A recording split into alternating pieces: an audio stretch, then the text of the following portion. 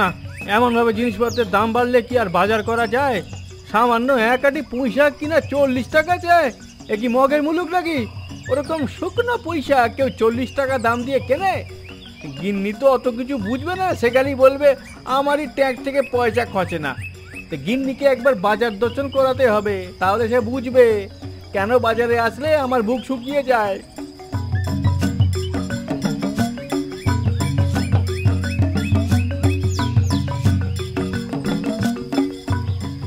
না, এবার ভাবছি গিন্নিকে বলবো মাইনে কম পেয়েছি, তাই একটু বুঝে শুনে খরচ করতে হবে।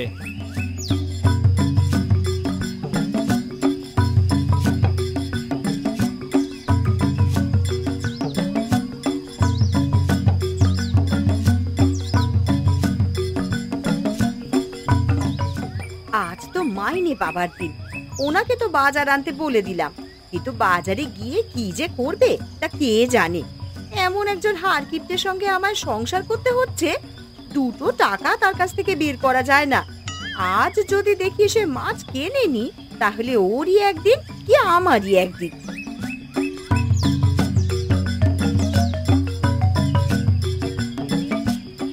গীতা, ও গীতা, কি মা, তোমরা তোমরা আসবে তা তো আমাকে আগে জানাওনি। তোকে আর জামাইবাবুকে একটু সারপ্রাইজ দিতে চেয়েছিলাম। যদি আগে থেকে খবর দিয়ে আসতাম তাহলে দেখতাম জামাইবাবু আমাদের ভয় জমিদার বাড়িতেই রাত কাটিয়ে দিয়েছে। কি রে, তোরা আমাদের গ্রাম থেকে মিষ্টি কিনে আমাদেরকেই খাওয়াতে এসেছিস? এ তো আমাদের চন্দনময়ের মিষ্টি। আর বলিস না গীতা, মুকুলকে এতবার করে বললাম আমাদের ওখান থেকে ভালো মিষ্টি কিনে নিয়ে চল, তো শুনলই না। বললো চন্দন ময়রার মিষ্টির ওপরে নাকি মিষ্টি হয় না, তার ওপর আবার ময়রাকে টাকাও দেয়নি। কি, ময়রাকে টাকা দিসনি? তাহলে মিষ্টি নিয়ে আসলে কি করে? কেন, জামাইবাবুর নামে টাকা বাকি করেছি। হায় ভগবান, তুই তোর জামাইবাবুর বাড়ি বেড়াতে এসে জামাইবাবুর টাকা জামাইবাবুর মাথাতেই ভাঙবি রে? তোর বুদ্ধি শুদ্ধি সব লোপ পেয়েছে নাকি? বুদ্ধি শুদ্ধি লোপ পাইনি দিদি, বরঞ্চ জামাইবাবুর যাতে দুই হাত খোলে সেই ব্যবস্থাই করতে আমি আর মা এসেছি। হ্যাঁ গীতা, তুই চিন্তা করিস না, বাবা জগদীশ্বরের কাছে জামাইয়ের কিপটেমি দূর করবার মানত করেছি। এবার দেখিস জামাইয়ের কঞ্জুসি দূর করেই ছাড়বো। ও ছাড়বে কিপটেমি? তাহলেই হয়েছে। সূর্য পশ্চিম দিকে উঠতে পারে, কিন্তু ওনার কিপটেমি ছাড়া চলবে কি করে?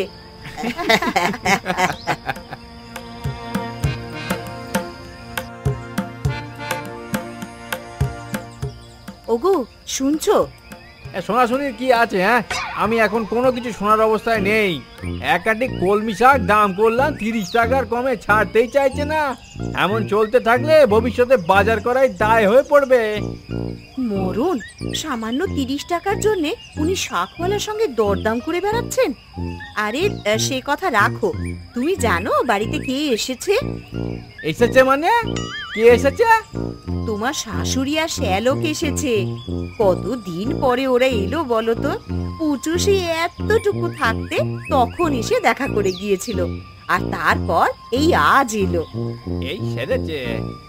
কিছু বললে নাকি? না, মানে বলছিলাম যে কেন আসতে গেল। কি, মা কেন এলো মানে? মা কি আমার বাড়িতে আসতে পারেন না? আরে না না, আমি কেন বলিনি, আমি বলেছি কখন এসে পৌঁছালো। আমি তো বাজার থেকে ফিরছি, ওনাদের সঙ্গে তো দেখা হলো না। ওনারা তোমার আগেই এসে পৌঁছেছেন। এখন বেশি কথা না বাড়িয়ে হাত মুখ ধুয়ে বাড়ির ভেতরে এসো তো।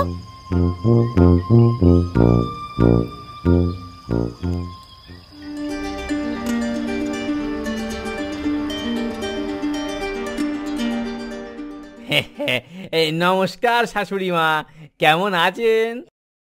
এই তো বাবা, ভালোই আছি। তা তুমি কেমন আছো? জমিদার বাড়ির চাকরি কেমন চলছে তোমার? এই তো মা, ভালোই চলছে। জামাইবাবু কেমন আছেন আপনি, একটু বলুন। তোমরা এলে কি আর ভালো থাকার জো আছে? ভালোই আছি। তা তুমি কেমন আছো শ্যালক বাবু?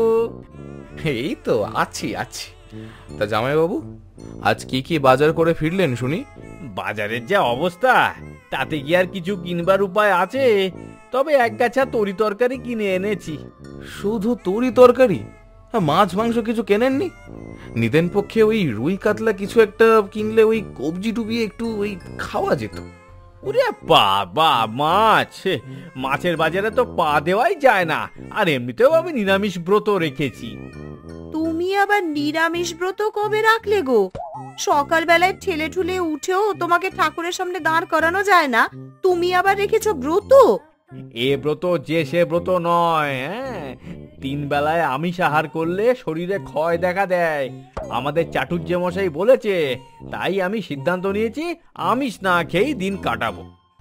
ইয়ে মানে আমিষ বলতে কি শুধুই মাছ মাংস, নাকি ওই ডিম দুধ ডাল সবই বাদ? না, আপাতত মাছ মাংসই বাদ দিয়েছি। ডিম দুধ ডাল চলবে, আস্তে আস্তে সেগুলো বাদ দিয়ে দেবো। তা চাল আর শাক পাতাও বাদ রাখলে কেন? সেগুলো না খেয়ে আমাকে তো উদ্ধার করতে। মাঠে গিয়ে এবার গরুর মতন ওখানে ঘাস পাতা চিবোতে না হয়। আহা গিন্নি, আমি এদিকে স্বাস্থ্য রক্ষার চেষ্টা করছি, আর তুমি আমাকে নিয়ে ইয়ার্কি করছো। আহারে, তুই জামাইকে ওইভাবে বলিস না। বেচারা আমিষ খেয়ে খেয়ে একেবারে ফুলে উঠেছে। যদিও রোগা হতে চায়, হোক না। লোক দেখেছি, কিন্তু নিজের জামাইবাবুর মতো এত কিপটে মানুষ দুটো দেখিনি। অন্যদের জামাইবাবুরা কি সুন্দর উদার মনে খরচ করে, আর আমার জামাইবাবু। কিছু বলছো নাকি ভাই মুকুল? না, ওই ভাবছিলাম আপনি মিষ্টি খাবেন কিনা। আপনার তো আবার আমিষ খাওয়া বারণ, তাই। মিষ্টি? তোমরা মিষ্টি এনেছো নাকি? আনবো না তো কি, আপনার মতো কিপটে নাকি? হ্যাঁ, এতদিন পরে দিদির বাড়িতে এসেছি, মিষ্টি না নিয়ে আসলে কেমন একটা দেখায় না? বলুন তো দিদি, জামাইবাবুকে মিষ্টি দে।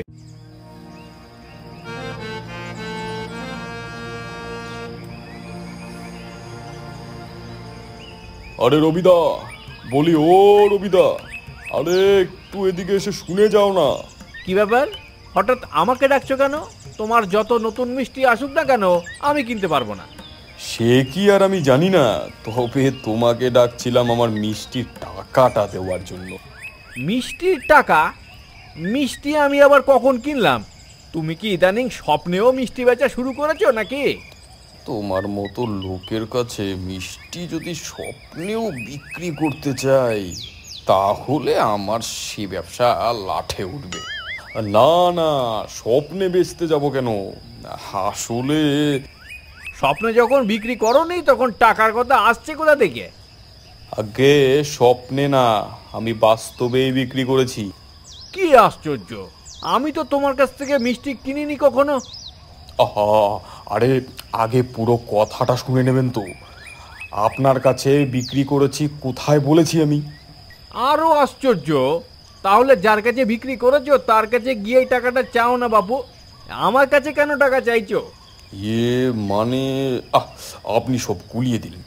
আমি বলছিলাম যে আজ আপনার শালা এসেছিল, সে আমার এখান থেকে মিষ্টি কিনে নিয়ে গেছে, আর টাকাটা আপনার নামে লিখে রেখে গেছে। কি হতভাগা মুকুল, আমার গায়ের মিষ্টি আমাকেই খাওয়ালো? আপনি তো আসলে আমার মিষ্টি কখনো খাননি, তাই জানেন না আপনার গায়ের মিষ্টি কেমন স্বাদ। আরে রাখো তোমার স্বাদ। আচ্ছা, কত টাকার মিষ্টি কিনেছে ও? বেশি না, মাত্র 1 হাঁড়ি রসমালাই। আপনি প্রথমবার আমার মিষ্টি খেয়েছেন, তাই আপনার জন্য একটুখানি কম রাখবো, মাত্র 870 টাকা। 870 টাকা? আরে ও কি, আপনার কি হলো? অমন করছেন কেন? 870 টাকা? এত টাকার মিষ্টি একদিনে শেষ হয়ে গেল। এখন আমার কি হবে? এই 870 টাকা আমি পাবো কোথায়? আরে আপনি কেবল 870 টাকার জন্য বিলাপ করছেন? লোকে যে প্রতিনিয়ত আমার কাছ থেকে মিষ্টি কিনে নিয়ে যায়, তারা তো হাজার হাজার টাকার মিষ্টি কেনে। শোনো, লোকে কি কিনলো না কিনলো তা দিয়ে আমি কি করবো? হ্যাঁ, অত চড়া মুকুল আমাকে এমন ঠকালো। ইয়ে মানে বলছি দাদা, আমার টাকাটা যদি দিয়ে দিতেন। তোমার টাকা? আচ্ছা ঠিক আছে, আমি দিচ্ছি। গেল আমার এত স্বাদের টাকা, একদিনে শেষ হয়ে গেল রে।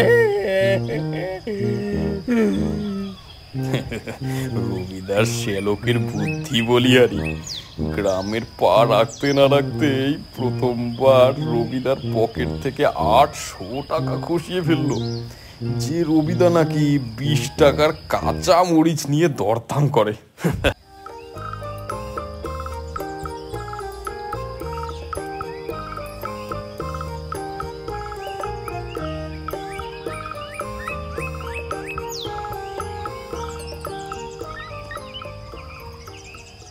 কি ব্যাপার বাবা, তুমি অমন করে বসে পড়লে কেন? কিছু হয়েছে? নিয়ে গেল, আমার সবই নিয়ে গেল। নিয়ে গেল? কি নিয়ে গেল? আর কেই বা নিয়ে গেল? কে আবার দেবে? তোমার ওই গুণধর ভাই নিয়েছে। সে কি, এ মুকুল আবার কি করলো? কি করেনি সেটাই বলুন মা। ও যে মিষ্টি কিনে এনেছে সেটা আমাদেরই চন্দন ময়দার মিষ্টি, তার উপর আবার আমারই নামে টাকা বাকি করে মিষ্টি কিনে নিয়ে এসেছে। গেল কোথায় সেই হতচ্ছাড়াটা? তোমার ছেলেকেই নিয়ে গেছে আইসক্রিম খাওয়াতে। তুমি তো আর 2 পয়সা খরচা করো না, তাই মামা হয়ে নিজের কর্তব্য করতে গেছে। ধুর, নিজের কর্তব্য নাকি? চাই দেখো ওই আইসক্রিম ওয়ালার কাছেও আমার নামে বাকি রেখে আসবে।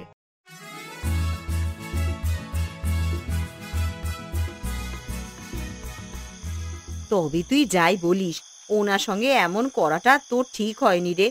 এক ধাক্কায় 870 টাকা। একদিনে এত টাকা খরচ করে ও যে ঘুমাচ্ছে, এটাই অনেক। আহা, তুমি চিন্তা করো না তো দিদি, আমার মাথায় একটা জবরদস্ত ফন্দি এসেছে। ফন্দে? কিসের ফন্দে? ওটা তোমরা বুঝবে না, ওটা মামা ভাগ্নের সিক্রেট ব্যাপার। কি যে বলিস, তার কোনো ঠিক থাকে না।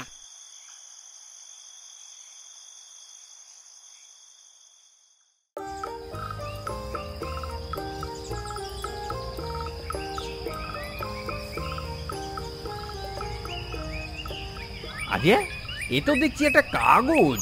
উঠোনে আবার কাগজ কে ফেলে রাখলো? 10 হাত উত্তরে জমিদার বাড়ি, 3 হাত দক্ষিণে তাল গাছ ভারী, সেখান থেকে চলে যাও 2 হাত দূরে, খুঁজে দেখো পাও কিনা কিছু মাটি খুঁড়ে। মনে রেখো, যাবে তো যাও সেখানে জোড়া বেঁধে, নচেত পাবে না কিছুই, 1000 বার মরলে কেঁদে। তবে আটকে রেখো না কো তোমার সম্পদ, সবই হারাবে তুমি, পাবে না তো পথ। এ আবার কেমন ছড়া?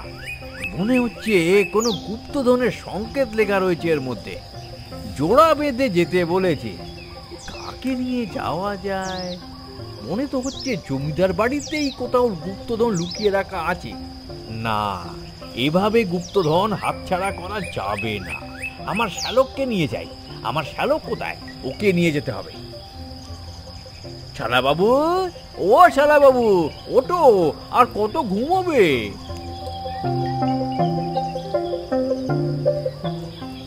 কি কি কি হয়েছে জামাই বাবু? এই দেখো, আমার কাছে তো মনে হচ্ছে এটা একটা গুপ্তধনের সংকেত লেখা ছড়া। আমারও তো তাই মনে হচ্ছে, কিন্তু আপনি যে বলেন আমাদের জমিদার বাড়িতে কোনো বাগান নেই। আমার মনে হয় এখানে পুরনো জমিদার বাড়ির কথা বলা হচ্ছে। আরে কি হলো জামাই বাবু? এখন আর সময় নষ্ট করার দরকার নেই, চলো চলো শিগগিরই পুরনো জমিদার বাড়িতে চলো।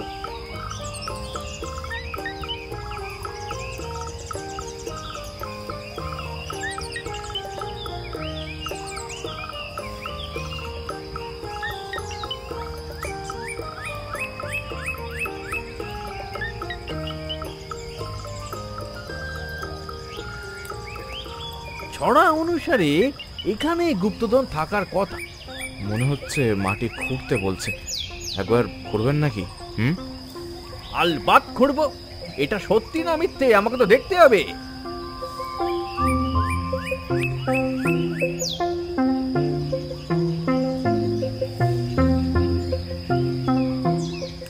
এই তো পেয়েছি, গুপ্তধন এখন আমার হাতের মুঠোয়। মুকুল, এবার আমি বড়লোক হয়ে যাব।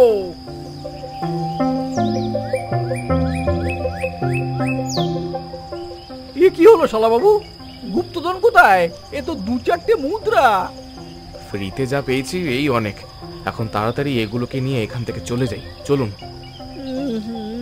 কিন্তু আর একটু বেশি কিছু পেলে ভালো হতো। জামাইবাবুর লোভ কম না। তুমি কিছু বললে শালা? না মানে এখান থেকে চলে গেলেই ভালো হয় জামাইবাবু। হ্যাঁ হ্যাঁ, তাই চলো। আচ্ছা জামাইবাবু, এই মুদ্রাগুলো দিয়ে কি করবেন? ভাবছি কি করা যায় বলো তো শালক। এই মুদ্রাগুলো ধুয়ে প্রতিদিন জল খাই, কি বলুন জামাইবাবু? তোমার ঘটে কোনো বুদ্ধি নেই তা আমার ভালোই জানা ছিল। হ্যাঁ ঠিক আছে, চলো বাজারে চলো। সে কি, এখন বাজারে যাবেন কেন? আমি আমার নিরামিষ ব্রত ভেঙে ফেলেছি। চলো বাজারে গিয়ে কেজিখানে মাছ আর মাংস কিনে আনি। এই না হলে জামাইবাবু, আহা চলুন চলুন। আহ, দিদির হাতের মাছ মাংস কতদিন খাইনি।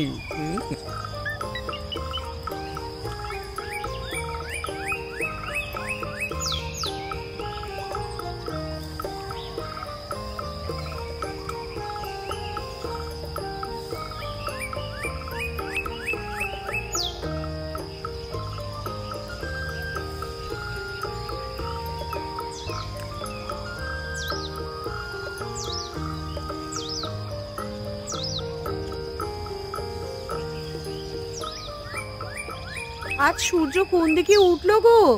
তুমি আনলে মাছ মাংস? হ্যাঁ গিন্নি, সে অনেক কথা। আর তোমার নিরামিষ ব্রত?